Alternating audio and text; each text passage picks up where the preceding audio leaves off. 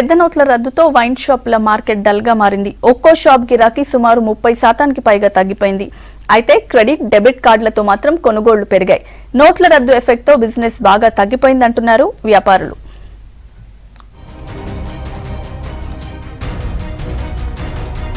కేంద్రం తీసుకున్న 500-1000 రూపాయల నోట్ల రద్దు ప్రభావం ఎక్సైజ్ శాఖ పరిధిలో స్పష్టంగా కనిపిస్తోంది. వైన్ షాపులు, బార్ షాపులకు గిరాకీ భారీగా తగ్గింది. 500-1000 నోట్లు తీసుకునేందుకు హైదరాబాద్ లోని వైన్ షాప్స్ ఇష్టపడడం లేదు. పెద్ద నోట్లకు అన్ని సందర్భాల్లో చిల్లర తిరిగి ఇవ్వలేకపోవడంతో వైన్ షాపులకు గిరాకీ తగ్గింది.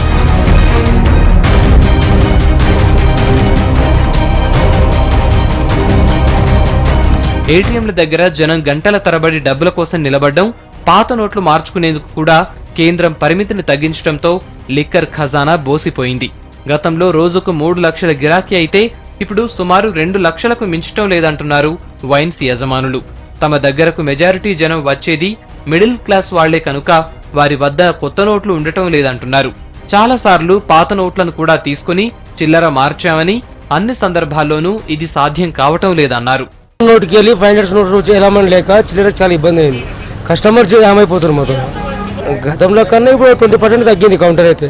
ఆ నోట్ల గురించి జామ్ అవుతుంది. 100 రూపాయలు పర్చేజ్ చేస్తూ 2000 నోట్ ఇస్తుండ్రు. 1900 గెలిచడానికి టైం జామ్ అవుతుంది. మాకు టైం వేస్ట్ అవుతుంది. అయితే గతంలో కంటే ఎక్కువగా ఈసారి ఆన్లైన్ ట్రాన్సాక్షన్స్ చేశామంటున్నారు వైన్ షాప్ యజమానులు. రోజుకు 1,00,000 రూపాయలకు పైగా డెబిట్, క్రెడిట్ కార్డులతోనే బిజినెస్ జరుగుతోందన్నారు. బ్యాంకులో నిలబడి తీసుకోవాలంటే టైం వేస్ట్ అవుతుంది. కార్డ్ పర్చేజ్ ఎక్కువ అవుతుంది.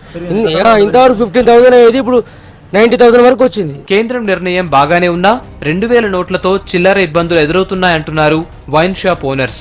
మార్కెట్లోకి 500 నోట్లొస్తే చిల్లర ఇబ్బంది పూర్తిగా తగ్గిపోనుంది.